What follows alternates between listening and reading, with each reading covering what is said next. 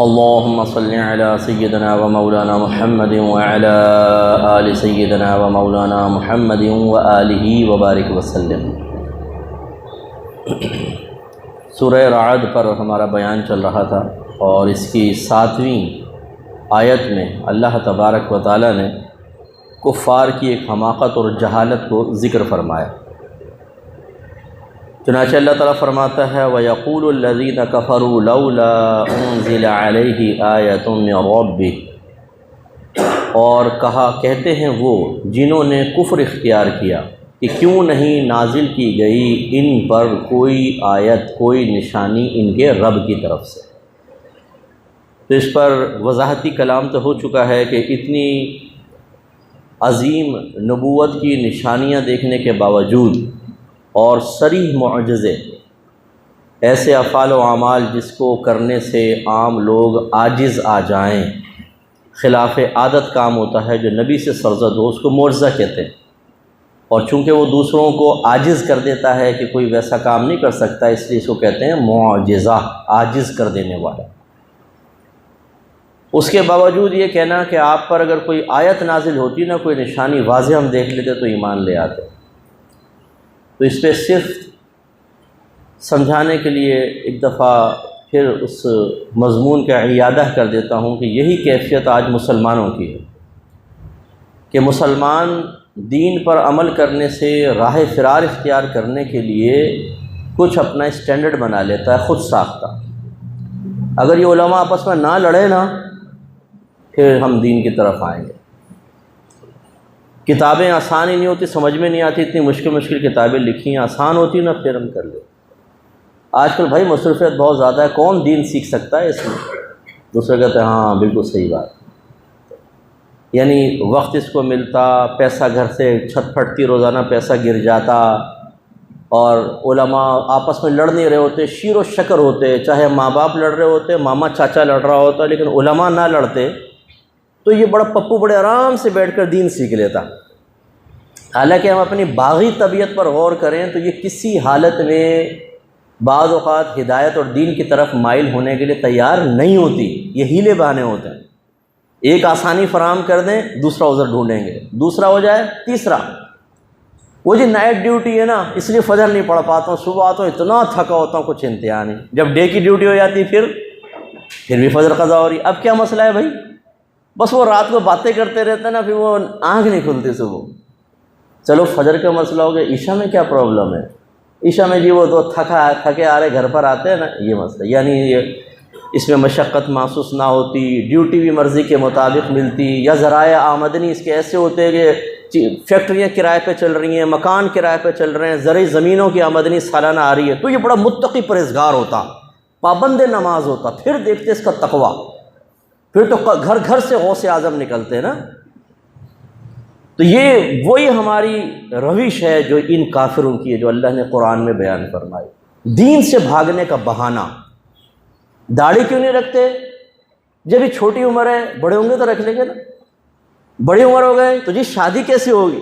شادی تو ہو جائے، شادی ہو گئی تو بیوی نہیں پسند کر رہی، پھر اور وقت گزرا، یار اتنے پاپی ہو گئے، اتنا عرصہ گزار دیا، اب داڑھی رکھوں؟ اللہ مالک ہے، چھوڑ دو۔ ہر جگہ عذر، ہر جگہ عذر، ہر جگہ عذر۔ ابھی رمضان آ رہا ہے تو بہت سے ہمارے رمضانی بھائی ہوں گے، بولیں گے صاحب انشاءاللہ رمضان سے تو نماز شروع کروں گا ہی کروں گا۔ گویا کہ چونکہ رمضان نہیں ہے نا، برکات نہیں ہے، رحمت نازل نہیں ہو رہی بظاہر، تو وہ تو بہت ضروری ہے ہمارے استقامت کے لیے رمضان سے۔ اب یہ پتہ نہیں کہ بھئی تم اپنے نفس پہ، آپ سے مراد میں جنرل بات عرض کرتا ہوں نا، یہ آپ برا نہیں مانیے گا، مطلب انسان کو اپنی طبیعت کیفیت کو جاننا چاہیے۔ کتنے پہلے رمضان گزرے، پورے رمضان نماز پڑھی نہیں۔ جس طرح کے ہوتے ہیں نا، یہ شروع میں آئیں گے بڑے جوش میں ٹوپیاں سنبھالتے ہوئے، گھر والوں ہنگامہ ہو جائیں گے، ٹوپی کہاں ہے، ٹوپی نکالو، ٹوپی وہ نکالیں گے صندوق سے، الماری کے پیچھے سے، کہ بھئی یہ تو اب تو اس کے درجہ ولایت اب رک نہیں سکتے، امام مہدی سے بس ایک درجہ کم رہے گا اس کا، ورنہ یہ تو غوثیت کبریٰ کے مقام پر فائز ہوگا۔ اور لپکتے جھپکتے آ رہے ہیں، پہلی صف میں بیٹھ رہے ہیں، لیکن 2-3 دن بعد پھر وہی پاپی طبیعت غالب آتی ہے، نفس کہتا ہے بیٹا یہ تو پیچھے ہٹ کے اسٹروک کھیلا ہے، کبھی کبھی آگے بڑھ کے اسٹروک مارتے ہو، کبھی پیچھے ہٹ کے مارتے ہیں جیسے بال ہو. تو جب جوش اس کا نظر آتا ہے تو نفس و شیطان پیچھے ہٹتے ہیں کہ بھائی جوش میں تھوڑا سا اس کو غرور میں، تکبر میں، فخر میں، عجب و خود پسندی میں مبتلا ہونے دو. اس میں جب شروع میں نمازی 5 وقت نماز پڑھ رہا ہے، رمضان آتے نا تراویح بھی پڑھ رہا ہے 20 رکعت، تو وہ 2 دن میں سمجھتا ہے کہ پتہ نہیں میں تو کتنا غالب آ گیا. پھر تیسرے دن سستی ڈالتے ہیں، چوتھے دن، 5ویں دن، چھٹے دن، 7ویں دن حضرت فجر میں گھر میں تراویح غائب، پھر اس کے بعد نمازیں ختم. آپ دیکھیں کیسے سمٹتی ہے مسجد کے اندر صفیں. پہلے دن رمضان میں دیکھیں قابل رشک پبلک ہوتی ہے جوتیوں سے آگے. اس کے بعد پھر وہ شیطان کہتا ہے کہ شیطان تو بند ہوتا ہے، اگر چلیں وہ حدیث کو ظاہر پر لے لیں سارے شیطان بند ہیں، لیکن جو اندر بیٹھا ہوا ہے شیطان کا باپ نفس، وہ تو ہوتا ہے، اور وہ بڑا شیطان سے زیادہ خطرناک ہے. اس نے تو شیطان کے ایمان کو بھی برباد کیا. وہ کہتا ہے کہ پپو اپنے دونوں اتنے پرانے ساتھی ہیں، ایسے تو نہیں دوستی ختم کرنے دیں گے نا، کر لے ابھی بغاوت، 4 دن بعد بیٹا ہمارے ساتھ ہی ہوگا. اور ویسے ہی ہوتا ہے. جو نوجوان غلط چیزیں دیکھنے کے عادی ہوتے ہیں، رمضان کی ابتدائی 2 یا 3 دن، 4 دن بس، اس کے بعد پھر وہی. جو غلط صحبت میں رہنے کے عادی ہیں، گندی باتیں، لڑکیوں کی باتیں، فلاں بات، 4-5 دن رکیں گے، پھر کچھ عرصے بعد اسی میں لگ جاتے ہیں. جو حرام کمانے والا ہوتا ہے، اگر گھر کا گزارا ہی حرام سے چل رہا ہے وہ تو پھر رمضان میں اس سے بھی باز نہیں آتا. ورنہ کچھ اوپر نیچے کا لینے دینے والا ہو کہ اس کے بغیر بھی گزارا ہو جائے، کچھ دن رکے گا پھر شروع. تو سمجھانا یہ مقصود ہے کہ یہ جو اللہ نے آیات نازل فرمائی، ان کو قرآن میں ان مضامین کو ذکر فرمایا، یہ اسی لیے ہے کہ ہم آپ اور میں اپنے آپ کو اس آئینے میں دیکھیں کہ ہماری روش صحابہ کرام والی ہے. انبیاء علیہ السلام، صحابہ کرام، تابعین، تبع تابعین جو بعمل لوگ تھے، اولیاء عظام جو باعمل علماء مفتیان کرام گزرے، ان کے طریقے پہ ہم چل رہے ہیں، یا معاذ اللہ ثم معاذ اللہ ہیں مسلمان، صاحب ایمان بھی ہیں، لیکن طریقہ کفار کا ہے. تو میرا عمومی مشاہدہ، جو میں ایک طویل عرصے سے تبلیغ دین کے شعبے سے وابستہ ہوں، کہ ہم مسلمان ضرور ہیں لیکن ہماری عادات کفار اور منافقین سے بہت مشابہ ہیں. اور المیہ یہ ہے کہ بعض تو ان کو پہچان ہی نہیں پاتے کیونکہ علم دین نہیں ہوتا. بعض پہچان لیتے ہیں، کسی عالم نے بیان کیا تھوڑے بہت علم دین سے، تو عمل کی ہمت نہیں ہوتی. اور بعض ایسے ہوتے ہیں جو وقتی طور پہ عمل کرتے ہیں، استقامت پذیر نہیں ہوتے. 4 دن کا جوش، 5ویں دن. اور جب یہ روش باپ اختیار کرے تو اولاد کو بعمل دیکھنا ممکن نہیں ہوتا. ہم بعض اوقات اپنی اولاد کے بارے میں سوچ رہے ہوتے ہیں کہ جی اولاد نیک کیوں نہیں بن رہی، پرہیزگار کیوں نہیں بن رہی. اس میں آئینے میں کھڑے ہو کے اپنے آپ کو دیکھیں. ہم نے کتنے اعمال بطور دلیل ان کو پیش کر دیے ہوتے ہیں کہ بھئی یہ گناہ، یہ حرام کما رہے ہیں فلاں، یہ بے عملی، یہ ناجائز، تو وہ اولاد دیکھ رہی ہوتی ہے. اس کے بعد ہم چاہیں کہ وہ بالکل متقی پرہیزگار بن کے رہیں، مجھے رعایتیں ملتی رہیں، مجھے شرعی سہولتیں ملتی رہیں، اور میں کسی سے مسئلہ معلوم کر لوں اور اس میں اپنے لیے رعایت کا پہلو نکال لوں. آپ نے تو نکال لیا، لیکن جو آپ کو آبزرو کر رہے ہیں آپ کے گھر والے، وہ ہو سکتا ہے اس کی گہرائی تک نہ پہنچ سکے، یا ان کو سمجھائیں کہ بھئی اس میں میری یہ مصلحت ہے. خلاصہ کلام پھر یہ نکلتا ہے، نتیجہ یہ نکلتا ہے کہ ہم بہت سارے مسلمان آپ کو ایسے نظر آئیں گے کہ جو عمل کی طرف آتے نہیں ہیں، اور آتے ہیں تو استقامت سے نہیں کر پاتے. اور اس پر پھر یہی، ابھی میری کتاب آ رہی ہے قرب الہی، میں نے اس کے شروع میں تمہید یہ رکھی ہے کہ وہ لوگ جو خاص طور پہ کہتے ہیں کہ جی آج اب اولیاء نظر نہیں آتے، پتہ نہیں کہاں چلے گئے. یعنی وہ ہوتے تو یہ روزانہ ٹائم نکال کے ان کی صحبت میں بیٹھتا، فیس بک چھوڑ دیتا، واٹس ایپ چھوڑ دیتا، یوٹیوب چھوڑ دیتا، اور وہ ٹائم ان بزرگ کو دیتا، ادھر بیٹھتا اور متقی پرہیزگار بن جاتا. مسجد میں درس قرآن ہو، ہم بیٹھتے نہیں ہیں، درس حدیث ہو، ہم بیٹھتے نہیں ہیں. کوئی عالم کا بیان ہو، دیکھیں کتنی کم تعداد ہوگی. نعت خان کو بلا لیں، پوری مسجد بھر جائے گی، کیونکہ اس میں حفظ نفس بہت زیادہ، مزہ آتا نا. کچھ کرنا تو ہے نہیں، کوئی دماغ تو چلے گئے نہیں، رمجم رمجم رمجم رمجم رمجم ہوگی، اور پھر وہ ایکو ساؤنڈ اور زبردست قسم کی جھومو، ہاتھ ہلاؤ اور فلاں. اس میں حفظ نفس بہت زیادہ. دل بھی مطمئن ہے، نبی کریم کا ذکر سن رہا ہوں اور اپنا نفس بھی خوش ہو رہا ہے. اسی کو کہہ دو اسی ٹائم وہ تازہ وضو کر 2 رکعت نفل پڑھ، اتنا بڑا پہاڑ لگے گا. 2 رکعت نفل نہیں بھائی نہیں، پوری رات محفل میں بھی ڈالو. تو محفل میں جانا برا نہیں ہے، لیکن اپنے آپ کو اس پر بھی احتساب پر پیش کرنا کہ اس محفل میں اخلاص سے بھی بیٹھے ہو کہ نہیں بیٹھے ہو بھائی۔ پسند کا نعت خوان آئے تو ساری رات جھومو، اور آپ بیٹھو اور اعلان ہو جائے جی فلاں نہیں آ رہے، بیمار ہیں، تو تم مسجد سے اٹھ کے چلے جاؤ۔ افسوس ہوتا ہے ایسے جھوٹے عاشقان رسول پر جو اپنے آپ کو جھوٹ بولتے ہیں کہ ہم عاشق رسول ہیں، اور اپنے نبی کا کلام سننے کے لیے تیار نہیں۔ انہیں کلام بھی اس سے سننا ہے جو ان کو پسند آئے، جس کی لے ہو، جس کی طرز ہو، جس کو راگ اچھا آتا ہو، جو آواز کو اوپر نیچے کرنے کی صلاحیت رکھتا ہو، جو قوم کو سونے نہ دے۔ جھومیں آپ نے کچھ خیریت تو ہے حضرت پھر کہیں گے بھائی دکھانے کے لیے، بھائی نہیں نعت خان ناراض ہو جائے گا، بھائی ہلو ہلو ہلو۔ افطر صاحب تو اٹھ کے ٹوپی اتار دیتے ہیں، دھمال کرنا شروع کر دیں۔ یہ صورتحال ہماری اخلاص کہاں ہے بھائی؟ تو اب کوئی درس قرآن ہو، درس حدیث، اس میں دیکھیں فوراً بھاگیں گے۔ اگر آپ روکیں گے بھی تو مجھے ذرا اس کام ہے، کام کیا ہے؟ فٹ پاتھ پہ بیٹھ کے نسواریاں رکھ کے باتیں کرنی ہیں، یہ امپورٹنٹ کام ہے، لیکن درس حدیث میں نہیں بیٹھنا، درس قرآن میں نہیں بیٹھنا۔ خلاصہ کلام یہ ہے کہ آج مسلمانوں کی روش پہ نہیں چل رہا۔ صحابہ کرام کو دیکھیں، اولیاء اعظام کو دیکھیں، انہوں نے یہ روش اختیار کی تھی۔ یہ پیمانہ ہے، پیمانہ اللہ نے رکھا ہے، ارشاد فرمایا، یہ پیمانہ اللہ نے قائم فرمایا، اہدنا الصراط المستقیم صراط الذین انعمت علیہم، اے اللہ ہمیں سیدھا راستہ چلا ان لوگوں کا راستہ جن پر تو نے انعام فرمایا۔ یہ نہیں فرمایا کہ ہمیں وہ راستہ چلا جو قرآن کا راستہ ہے، وہ راستہ چلا جو حدیث کا راستہ ہے، وہ راستہ چلا کہ جو دیگر آسمانی کتابوں کے اندر موجود تعلیمات کا راستہ، نہیں، اپنے انعام یافتہ بندوں کے راستے پہ چلا۔ انعام یافتہ بندوں کو دیکھ لیں، اور پھر میں اور آپ اپنے اعمال کا احتساب، اپنی سوچ، اپنی فکر، اپنے کلام جس کو ہم سن رہے ہیں، جو ہم بول رہے ہیں، جو ہم چھو رہے ہیں، جو ہم کما رہے ہیں، جو ہم خرچ کر رہے ہیں، اس کے آئینے میں دیکھتے جائیے، خود ہی سمجھ میں آ جائے گا۔ اور اگر آئینہ دھندلا ہے، دھندلے سے مراد کیا ہے؟ علمی نہیں ہے، پتہ ہی نہیں ہے کہ اکابرین نے کیا کیا ہے، ان کے عقائد کیا تھے، ان کی سوچ کیا تھی، ان کے افکار کیا تھے، ان کے اعمال کیا تھے، دین ہمیں کیا تعلیم فراہم کر رہا ہے۔ تو یہ آئینہ دھندلا ہوتا ہے، اس کے سامنے کھڑے ہوں گے تو آپ کہیں گے مجھے تو کچھ نظر ہی نہیں آ رہا۔ جب نظر نہیں آ رہا تو اس کا مطلب میں صاف ستھرا ہوں۔ بھائی اگر آپ کو عیب نظر نہیں آ رہے تو کلیئر بھی تو نظر نہیں آ رہا، معاملہ تو مشکوک ہی ہو گیا نا۔ پاکستان گرے لسٹ میں ہے نا، 3 لسٹیں ہوتی ہیں، وائٹ ہے، گرے ہے، بلیک ہے۔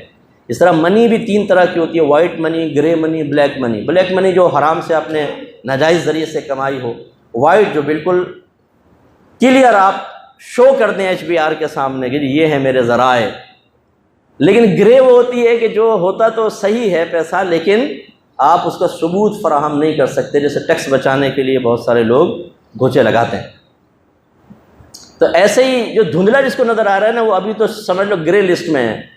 ہاں ذرا صاف ہوگا تو یا تو وائٹ میں آئے گا یا بلیک میں چلا جائے گا، اور میرا غالب گمان یہ ہے کہ عوام الناس اگر اپنا احتساب کرے تو اکثر بلیک میں جائے گی۔ جس کا آسان سا میں ایک آپ کو بتاتا ہوں، میں گراؤنڈ ریئلٹیز پہ کلام کرتا ہوں، کوئی خوابی بات نہیں کروں گا، اونچی بات نہیں کروں گا۔ نماز کو ہی لے لیں آپ، جو پکے نمازی ہیں، ایک دفعہ کسی قاری صاحب کو اپنی نماز سنا دیں، ثنا سنائیں، الحمد سنائیں، جو صورتیں آپ پڑھتے ہیں، رکوع سجدے کی تسبیحات سنائیں، اتحیات سنائیں، دعائے قنوت سنائیں، دیکھیں اس میں کتنی غلطیاں نکلتی ہیں، سینکڑوں کے حساب سے بعض کی غلطیاں نکلیں۔ آپ نماز کا طریقہ بتائیے، تکبیر لگانے کا طریقہ کیا ہے، انگلیاں کتنی فاصلہ ہونا چاہیے، ہتھیلی کا رخ کہاں ہونا چاہیے، انگوٹھے کہاں ہونے چاہیے، نگاہ کہاں ہونی چاہیے، پھر ہاتھ باندھنے کا طریقہ، رکوع سجود بالکل سنت کے مطابق۔ اکثر اس میں فیل ہو جاتے ہیں کیونکہ ہم نے دیکھ کے نماز سیکھی ہوتی ہے نا۔ ایک مسجد میں ایک بابا یوں لگا رہا تھا، ہم نے کہا یہ بھی صحیح ہے، ایک یوں لگا رہا تھا دیکھ کے، یہ بھی صحیح ہے، ایک نے یوں سیدھا ایک دم کیا، یہ بھی صحیح ہے، ایک نے ہاتھ چھوڑے پھر کیا، ایک نے یہ کرتب بھی تو ایسے ایسے ہوتے ہیں کہ وہ دیکھ کے آدمی، بچے حیران ہو جاتے ہیں کہ یہ کر کیا رہے ہیں پرانے بزرگ۔ اور وہ بزرگ، معذرت میں وہ مذاق کوئی نہیں کر رہا ہوں، اڑا نہیں رہا ہوں مذاق، سمجھا رہا ہوں۔ ہم پہ غصہ کرنے کے بجائے آئینے میں کھڑے ہو کر اپنے آپ پر غصہ کریں کہ آپ کون سے رول ماڈل بنیں۔ بچے پریشان ہیں، تذبذب کے عالم میں ہیں۔ کبھی ہم نے سیکھی نماز کسی عالم دین سے، کوئی کتاب پڑھ کر؟ نہیں، یہی دیکھ کے وہ چاچا 25 سال سے پڑھ رہا ہے، وہ 45 سال، وہ 50 سال، میرے دادا جی، میرے ابا جی سے بھی پوچھ لیجیے گا کہ انہوں نے کس سے نماز سیکھی تھی۔ ایسے وضو خانے پر آتے ہیں، جیسا جو وضو کر رہا ہے اس کو دیکھ کے سیکھ لیتے ہیں۔ ہاتھ دھل چکے ہیں، پھر یہ بھئی کیوں ڈال رہے ہیں پانی یہ آپ؟ یہ تو اسراف اور حرام ہے۔ اگر ہاتھ دھل چکے ہیں تو مناسب مقدار میں ٹوٹی کھولے، یہ گیا ہاتھ ادھر دھویا، یہ دھویا، بس دھل گیا۔ اور اتنا پانی گر جاتا ہے کہ 3 دفعہ دھل چکا ہوتا ہے یہ ہاتھ، یہ نہیں کہ 1 2 3، ہم تو گن گن کے کرتے ہیں نا۔ 2 بوند پانی بہہ جائے تو 1 مرتبہ دھلنا متحقق ہوتا ہے۔ 2 بوند کا مطلب جیسے اس کو آپ دھو رہے ہیں، اس کی ہر جگہ پہ کم از کم 2 بوند پانی بہہ جائے، 2 بوند، تو یہ 1 دفعہ دھونا کہلاتا ہے۔ 4 بوند بہے تو 2 دفعہ، 6 بوند بہہ جائے تو 3 دفعہ دھونا متحقق ہو گیا۔ جس کا اندازہ کرنے کے لیے ہم آپ کو اکثر کہتے ہیں، یوں چلوں پہ پانی لیں، ہاتھ پہ پانی گرائیں قطرہ قطرہ، 1 2 3 4 5 6 ہٹا لیں، جتنا پانی یہ جمع ہے 3 دفعہ دھل چکا ہے ہاتھ۔ فقہا نے دھونے کی تعریف یہ لکھی ہے کہ کم از کم 2 بوند پانی ہر ذرے پر، ہر جگہ سے بہہ جائے۔ یہی چہرے کا مسئلہ ہے۔ اب آپ دیکھیے گا 6 بوند نہیں، 6000 بوندوں سے منہ دھو رہا ہوتا ہے، اور جو جتنا متقی ہوتا ہے اتنا ہی اسراف کر رہا ہوتا ہے، گناہ کبیرہ کر رہا ہوتا ہے بیٹھا ہوا نلکے پہ۔ جیسے پورا یہ اتنی موٹی دھار گر رہی ہے، فری میں پانی آتا ہے نا مسجد میں، گھر میں تو امی چیختی ہیں، ارے ٹینک ڈلوانا پڑے گا کم بخت، مسجد سے جا کے وضو کرو۔ تو ہاں یار مسجد سے کریں گے وضو جائے گا، چندہ ایک نہیں دے گا، وہ مسجد سے وضو ضرور لا کے کرے گا۔ ایسے بھی میں نے دیکھا۔ اب وہ اتنی موٹی دھار کھلی ہوئی ہے، ملے جا رہے ہیں منہ، ملے جا رہے ہیں۔ بھائی کھال کے اوپر دھونا ہے، داڑھ کے اندر تک نہیں پہنچانا ہے پانی، اور ویسے بھی کھال سے پیر کے اندر تک نہیں پہنچے گا۔ پھر یہ حصہ، پھر ہاتھ یہ کرے جا رہے ہیں، کرے جا رہے ہیں، کرے جا رہے ہیں، اور پھر سر کا مسح کرنا ہے، اتنی موٹی دھار کھلی ہوئی ہے آرام سے۔ اور یہ کرتے کون ہے زیادہ تر؟ 25 سال سے نمازی، 30 سال سے نمازی، 45 سال، اور وہ نمازی نہیں ہے، شعلہ ہے، شعلہ، جس کو ذرا چھیڑا تو آگ بن جائے گا۔ سمجھا کر دیکھ لیں آپ کہ حضور یہ آپ نلکا تو کم از کم بند، ارے ہمیں سکھا رہے ہو، ہمیں سکھا رہے ہو۔ آپ کہیں گے بھائی سکھا نہیں رہے، تو عرض کر رہے ہیں ارے آگے بڑھو، 45 سال سے نمازیں پڑھ رہے ہیں، وہ کہ 45 سال سے گناہ کبیرہ کا سلسلہ چل رہا ہے، تو بیٹا آپ کیسے ہدایت حاصل کر سکتے ہو؟ تم ہمیں ہدایت دینے آئے ہو، تم ہمیں شیطان کے چنگل سے نکالنے آئے ہو، اتنا بڑا گناہ کر رہے ہو، پیچھے ہٹو، ہم تو اسی پر رہیں گے۔ یہ ہم لوگوں کی حالت۔ تو یہ میں آپ کو سمجھا رہا ہوں، اللہ نے فرمایا ان لوگوں کے راستے پہ چلا جن پر تو نے انعام فرمایا۔ انعام یافتہ لوگوں کے افکار، ان کی سوچیں، ان کے اعمال، ان کے افعال، ان کے کردار کیسے جانیں گے؟ پہلے سیکھیں گے تو پھر نہ، وہ ایک پیمانہ تھا، وہ دھندلا شیشہ ہے۔ وجہ کیا ہے؟ ہم نے سیکھا نہیں ہوا، کیسے اصلاح ہوگی بھائی؟ اور وہ باپ جس کے اوپر ذمہ داری ہے اپنے بچوں کی اصلاح کی، اپنی بیوی کی اصلاح کی، جب اسی کو کچھ نہیں پتہ، آپ خود بتائیں وہ کیسے؟ یہ بالکل ایسا ہے جیسے آپ ایک اسکول کھولیں اور آپ کہیں کہ بھائی ویکینسی ہیں کچھ ٹیچرز کے لیے۔ مسرت بھائی آپ خاص طور پہ ذرا سنیے گا، کچھ ویکینسیز ہیں ٹیچرز کے لیے، کیونکہ اسکول چلا رہے ہیں اس لیے خاص مخاطب کیا۔ ایک آیا بھائی میں پڑھاؤں گا، جو مضمون دے دیں، سبجیکٹ دے دیں، تجربہ کتنا ہے؟ 0، پہلے کبھی پڑھایا نہیں، اور تمہاری تعلیم کتنی ہے؟ وہ بھی 0۔ ایک کلاس میں نہیں گیا ہوں جی، 4 دفعہ گیا تھا، استاد نے ڈنڈا مارا، اس دن سے اسکول بھی چھوڑ دیا تھا، لیکن مجھے آپ ٹیچر رکھ لیں، رکھیں گے آپ اور بھاری سیلری دیں گے؟ بولیں اس قابل ہے نہیں نا؟ اب بس میں یہ آپ کو سمجھانا چاہتا ہوں، خدا را برا نہ مانا کریں، وہ ٹیچر بننے کے قابل تو نہیں، لیکن شوہر بننے کے قابل ہے، وہ باپ بننے کے قابل ہے۔ حالانکہ جیسے ٹیچر پہ ذمہ داری ہے تربیت کی اور علم سکھانے کی، ایسے ہی باپ اور ماں پر بھی ذمہ داری ہے۔ ٹیچر کی ذمہ داری تو چلیں آپ بہت ہی تعویلات کے ساتھ ثابت کریں گے، باپ کی تو میں آپ کو ثابت کر دیتا ہوں۔ یا ایھا الذین آمنوا قوا انفسکم واہلکم نارا وقودھا الناس والحجارہ، اے ایمان والو اپنے آپ کو اور اپنے گھر والوں کو جہنم کی اس آگ سے بچاؤ جس کا ایندھن آدمی اور پتھر ہے۔ اور اس کی شرح یہی بیان کی کہ اپنے آپ کو جہنم کی آگ سے بچانے کا مطلب یہ ہے کہ انسان علم دین سیکھے۔ علم دین سے مراد عقائد کا علم، احکام شرعیہ عملیہ کا علم، اور گناہوں کی معرفت، پھر اس کے تقاضے کے مطابق عمل کرے، اپنے آپ کو گناہ سے بچائے تو جہنم سے بچے گا۔ اور اپنے گھر والوں کو جہنم کی آگ سے بچانے کا مطلب یہ ہے کہ ان کو علم دین سکھائے، انہیں نیکی کا حکم کرے، انہیں برائی سے روکے۔ ایک اسکول ہے، آپ پرنسپل بن جاتے، جیسے ہی آپ کی شادی ہوتی ہے آپ ایک استاد، ایک پرنسپل بن جاتے ہیں، آپ ہیڈ بن جاتے ہیں، ہیڈ آف دا ڈپارٹمنٹ ہوتے ہیں، اور آپ کو اپنی رعایا کو لے کر چلنا ہے۔ نہیں کریں گے، نبی کریم نے فرمایا کلکم راعٍ و کلکم مسئول عن رعیتہ، تم میں سے ہر شخص نگہبان ہے، تم میں سے ہر شخص سے اس کی رعایا کے بارے میں کویسچن کیا جائے گا۔ ہم نے تو بڑے مزے سے شادیاں کی ہیں، بڑے مزے سے آرام کی زندگی گزاری ہے، بیوی چائے لا رہی ہے، پراٹھے آ رہے ہیں، انڈے آ رہے ہیں، آج نہاری بنا لو بھائی، آج تو نہاری بریانی کا موڈ ہے بھائی، ہاں بھائی کھاؤ، بریانی کھاؤ، نہاری کھاؤ، ذمہ داری بھی تو پوری کرو۔ یہ ایسے ہی ہے جیسے آپ آفس وغیرہ میں کام بالکل نہ کریں پورے مہینے، بھائی بریانی تو لاؤ، کوئی نہاری تو دے آفس والے۔ ارے بھائی کام تو دھیلے بھر کر نہیں کر رہا، تم تو تنخواہ کے بھی مستحق نہیں ہو کہ تم یہ بنے ہو، اور پھر بچے ان پہ ایک حکومت پوری، بیٹا پانی لاؤ، بیٹا ذرا یہ کرو، پاؤں دباؤ، اور یہ اور وہ۔ ارے بھائی چلیں، وہ منع نہیں ہے، میں منع نہیں کر رہا ہوں، اس کو سمجھانے یہ مقصود ہے کہ کیا یہی اسی مقصد کے لیے نکاح ہوا تھا؟ یہ تو نہیں کہتی شریعت، آپ استاد ہیں، آپ کو سکھانا ہوگا۔ تو اب کسی بھی ادارے میں آپ چلائیں، اس میں آپ کسی نکمے نکھٹو شخص کو نہیں رکھیں گے، ماہر بھی ہو لیکن کام نہ کر رہا اس کو نکال دیں گے آپ۔ ماہر بھی چاہیے، کام بھی، ورک بھی پراپر ہونا چاہیے، لیکن اگر کوئی آپ کو یہ کہے کہ آپ صحیح سرپرست نہیں ہیں، آپ سرپرستی سے باہر ہو جائیں، تو ہم آگ بگولا ہو جائیں گے۔ ہم چاہے غیر تربیت یافتہ ہوں، ہمیں علم نہ ہو، ہمیں تجربہ نہ ہو، ہم سرپرست بننے کے قابل ہیں۔ شرعی مسئلہ لکھا ہوا ہے، اگر کوئی باپ اپنی بیٹی کی شادی، یہ نابالغ کے ویسے مسئلہ لکھا ہے، اگر نابالغ بیٹی کی شادی غیر کفو میں کر دے، مناسب رشتہ نہ کرے، اگلی دفعہ اس باپ کو اپنی دوسری اولاد کا نکاح کرنے کا حق حاصل نہیں ہوگا، اس سے ولایت سلب ہو جاتی ہے۔ اس کو اختیار نہیں ہے کہ اپنی اولاد کی زندگی سے کھیلے، جس کے ساتھ چاہے رشتہ کر دیا۔ پہلا ایک حق ہوگا، دیکھا جائے گا، غلط کیا ہے، اس سے ولایت سلب ہو جائے گی، اب ولی ابعد کو ملے گی، دوسرے ولی کو حاصل ہوگی۔ اس کو شریعت یہ کہتی ہے اس باپ کو حق حاصل نہیں ہے کہ اپنی اولاد کا کسی اور جگہ نکاح کرے۔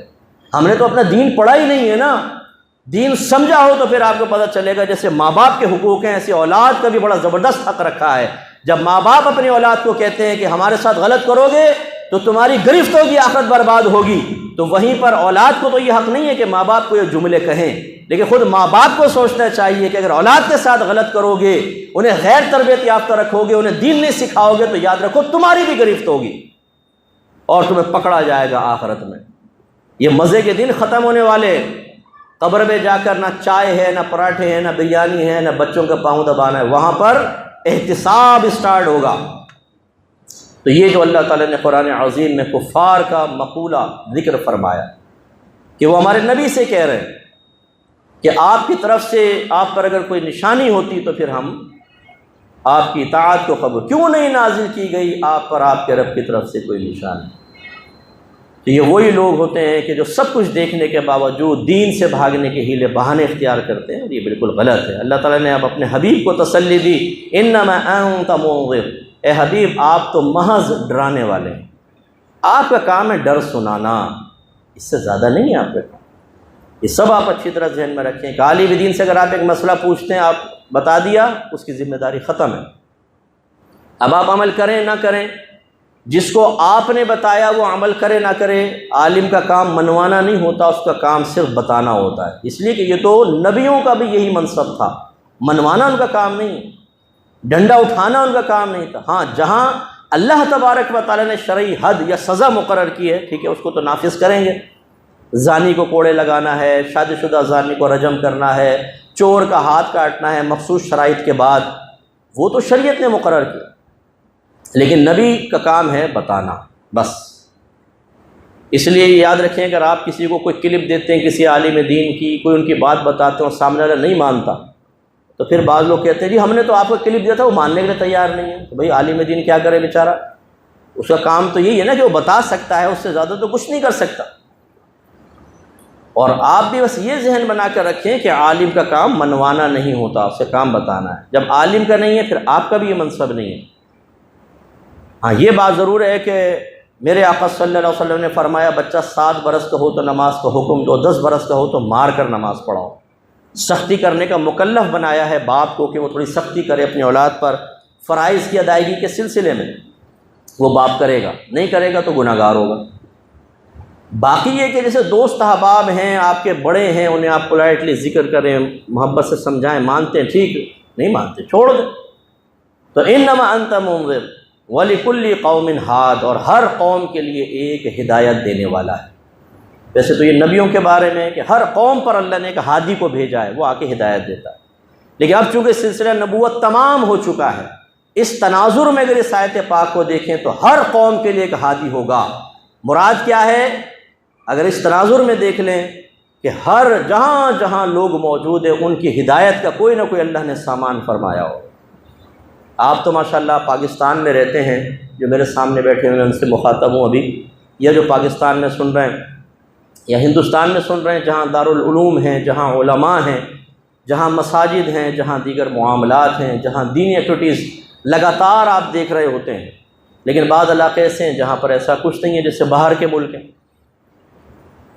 تو ان کے لیے شاید کوئی عذر بن جائے، شاید اگر کوئی وہیں کا بورن بچہ ہے، اس کے ماں باپ اسے ایسے علاقے میں لے گئے، کوئی عالم دین نہیں، کوئی مسجد نہیں ہے، اور وہ بہت سارے امور میں کوتاہی کا مرتکب رہا کہ اس کے ماں باپ نے یہ تک اس کو شعور بیدار نہیں کیا کہ بیٹا دین ہے، اس کو سیکھنا چاہیے وغیرہ، تو ہو سکتا ہے اللہ تعالیٰ اس کا عذر آخرت میں قبول فرمائے، اس کی سزا میں کوئی تخفیف ہو جائے۔ لیکن جہاں پر تمام اسباب مہیا کر دیے جائیں وہاں ہیلے بہانے کی کوئی راہ، کوئی گنجائش نہیں، کیونکہ اللہ تعالیٰ ہر دور میں ہر قوم کے درمیان ایک تو نبی پیدا فرمائے گا، اگر سلسلہ نبوت تمام ہو چکا ہے تو اس نبی کا فیض جاری فرمائے گا، جیسے ہمارے نبی کا قرآن کی شکل میں، حدیث کی شکل میں ہے، اور اللہ تعالیٰ پھر اس کے نائبین پیدا فرما دیتا ہے۔ العلماء ورثۃ الانبیاء، بخاری میں ہے، علماء نبیوں کے وارث ہیں، جو کام اللہ کے نبی کرتے ہیں پھر وہ وارثین کرتے ہیں۔ پھر اللہ تعالیٰ عوام میں یہ توفیق عطا فرماتا ہے، عام لوگوں کو یہ توفیق عطا فرماتا ہے کہ وہ ہدایت کا ذریعہ بنتے ہیں۔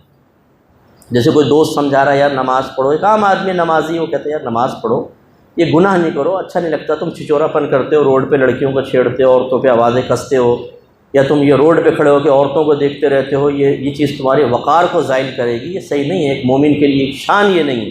سمجھا رہا ہے اللہ تعالیٰ ہر ایک کے لیے ہدایت کا سامان پیدا کرتا ہے۔ آفس میں سمجھانے والے ہوتے ہیں، لڑکیوں کی باتیں کرتے ہیں، اس کو دیکھ آج تو کیا لگ رہی ہے، اور جو سطحی قسم ہوتے ہیں وہ گندے گندے الفاظ کہتے ہیں لڑکیوں کے لیے، ایک دوسرے سے چونکہ وہ فیلنگ شیئر کرتے ہیں، مینٹلٹی ملتی ہے دونوں کی، تو وہ کر رہے ہوتے ہیں۔ اس میں کوئی سمجھاتا ہے کہ نہیں یار یہ نہیں کرو، اگر تمہاری بہن اس جگہ ہوتی تو کیا، اس کے بارے میں بھی تم یہی پاکیزہ کمنٹس پاس کرتے، اسی طرح اس کے بدن کے خد و خال کے بارے میں تم آزادانہ گفتگو کرتے۔ تمہاری اگر والدہ ہوتی تو، تمہاری بیوی ہوتی تو اس میں پھر یہ کہ وہ ہدایت قبول کرنا ذرا مشکل ہوتا ہے وقتی طور پر، یا تو آدمی خاموش ہو جاتا ہے، اور یا بہت ہی دلیر ہوتے ہیں بعض نا، بھائی تم اپنی قبر میں جانا ہے، اپنے زیادہ مولوی نہ بن، چل نکل باہر، سامنے والا کہتا ہے جاؤ بھائی۔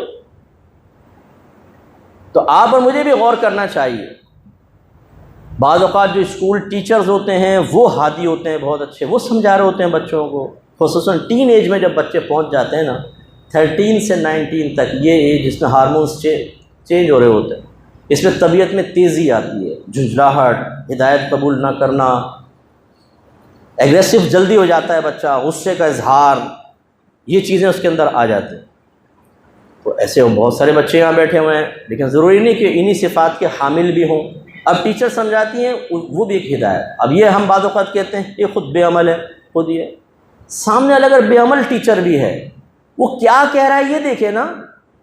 اگر بے عمل ٹیچر آپ کو قرآن کی آیت بیان کرے گا تو اس کی بے عملی کی وجہ سے کیا آیت قرآن کا انکار جائز ہو جائے گا؟ نہیں، اس کی افادیت اپنے مقام پر ہے، اس کی برکات اپنے مقام پر ہے، اللہ کا وہ حکم اپنے مقام پر ہے۔ حتیٰ کہ اگر ہندو ایک مسلمان کو دیکھتا ہے کہ وہ نماز نہیں پڑھ رہا، وہ ہندو اگر کہتا ہے تمہارے قرآن میں لکھا ہے اقیم الصلاۃ، نماز قائم کرو یار، تم کیوں نہیں نماز پڑھتے ہو، تو وہ بالکل صحیح تلقین کر رہا ہے نا۔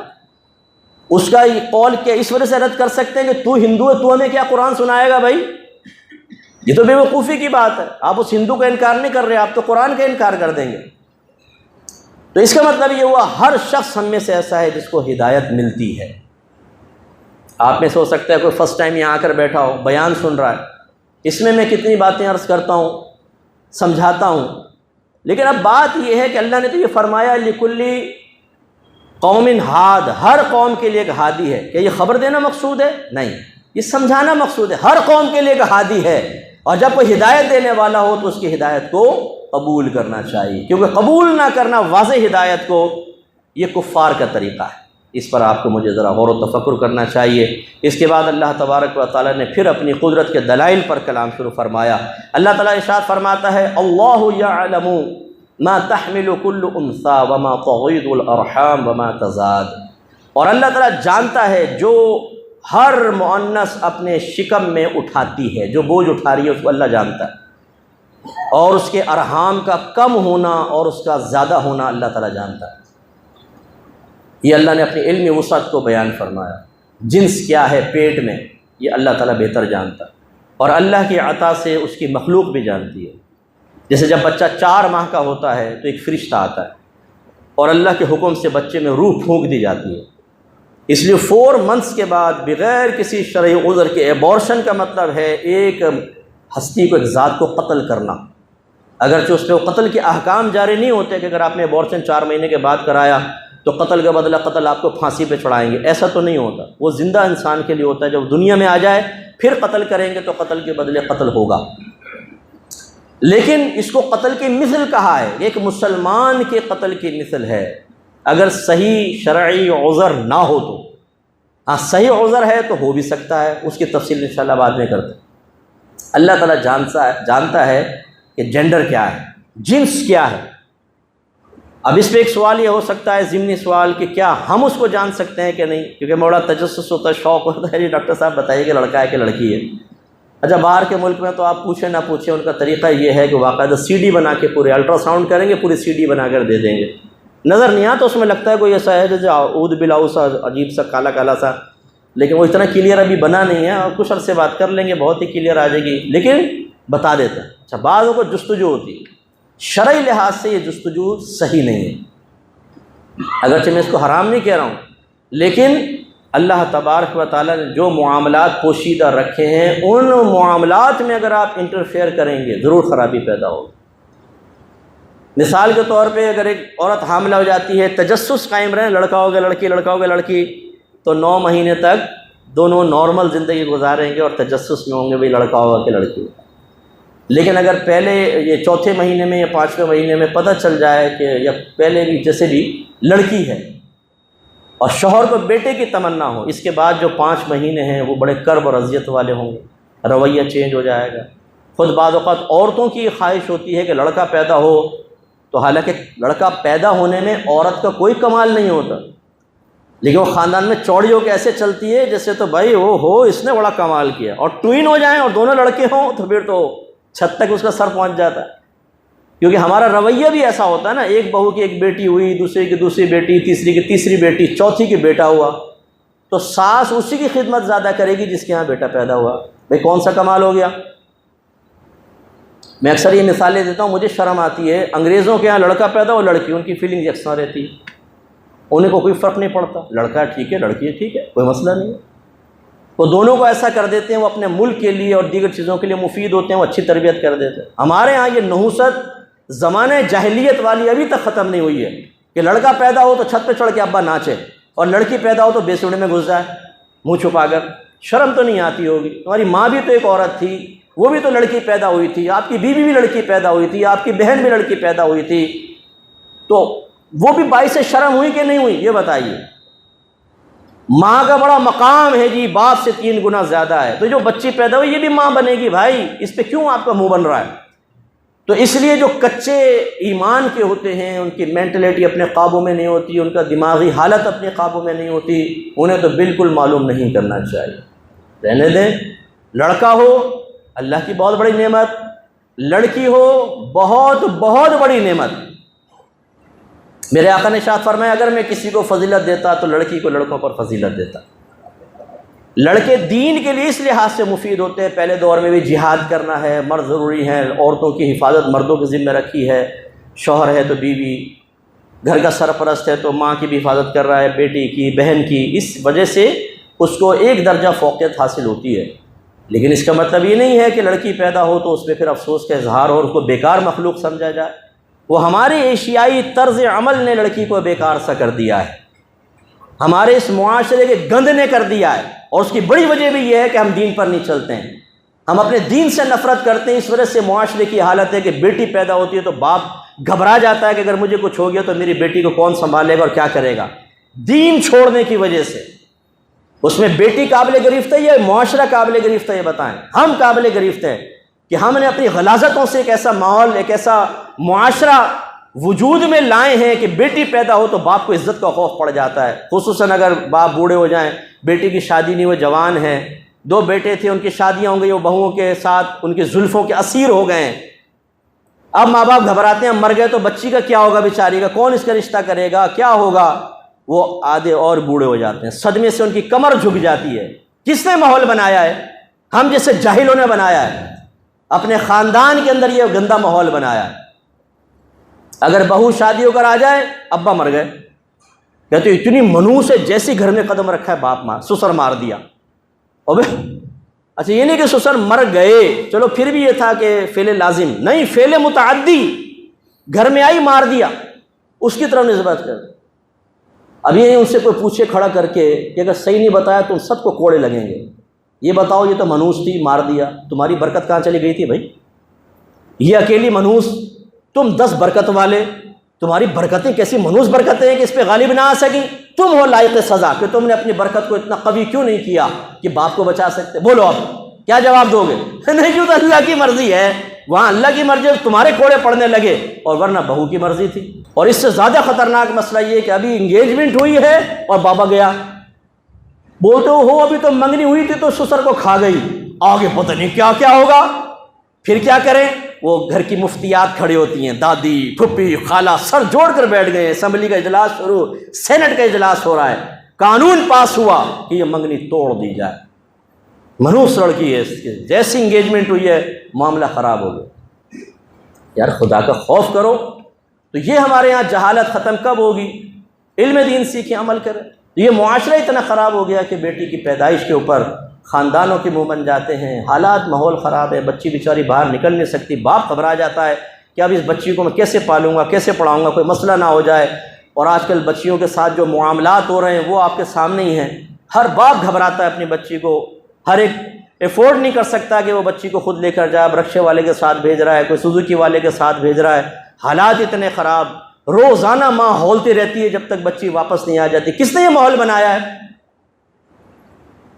اور پھر میں کہوں گا برا مت مانیے گا، اگر یہ ہو رہا ہے تو جو کر رہے ہیں نا ان کے باپوں سے معلوم کرے تم نے اپنے بچوں کی تربیت کیا کی تھی۔ حضرت عمر فاروق رضی اللہ تعالیٰ عنہ کے پاس ایک شخص آیا، اعرابی تھے، دیہاتی، انہوں نے کہا یا امیر المومنین میرے بیٹے سے پوچھیں اس نے مجھے مارا ہے۔ بیٹے کو بلایا، پھر باپ سے آپ نے دوبارہ آپ نے کویسچن کیا، یہ بتاؤ کہ تو نے اپنے بچے کی تربیت کی تھی، اسے علم دین سکھایا؟ اس نے کہا کہ نہیں جی ہم تو کھیتی باڑی والے لوگ ہیں، ایسا نہیں کیا۔ فرمایا چلا جا، ایک چھوٹے بیل نے بڑے بیل کو ٹکر مار دی تو میرے پاس کیا لینے آیا؟ اس معاشرے کے بگاڑ میں ہمیں کہتے ہیں کرائم بہت ہو رہے ہیں، سب کچھ، سب سے بڑا قصور جو میرے نزدیک ہے سرپرستوں کا ہے۔ شروع سے اپنے اولاد کو کمانے پہ لگا دو، علم نہ سکھاؤ، یہ شعور نہیں ہے کہ اس کو علم بھی سیکھنا ہے، روح کی بھی ایک غذا ہے، اس غذا کے بارے میں فکر ہے۔ بھئی تم بڑے ہو گئے، جاؤ کماؤ، گھر میں لے کر آؤ، پھر تمہاری شادی ہوگی، پھر تمہیں کچھ کھلانے پلانے کو دیں گے۔ ارے بھائی ٹھیک ہے، پھر آخرت کی غذا کی بھی تو پرواہ کریں، روحانی غذا کی بھی تو پرواہ کریں، وہ پھر مسائل ہوتے ہیں اس طریقے سے۔ تو اللہ تعالیٰ نے ارشاد فرمایا کہ اللہ تعالیٰ جانتا ہے جو کوئی مؤنث اٹھاتی ہے۔ اچھا جانتا ہے، نسبت اپنی طرف کی ہے، تو آپ کہہ سکتے ہیں تو ہم بھی جانتے ہیں۔ فرشتہ جانتا ہے، جیسے میں نے آپ کو بتایا، روح پھونکتا ہے، پھر اس کے بعد اللہ کے حکم سے پھر کہتا ہے اللہ تعالیٰ یہ بتا لڑکا بناؤں کہ لڑکی؟ اللہ تعالیٰ جو فرماتا ہے ویسا کر دیتا ہے۔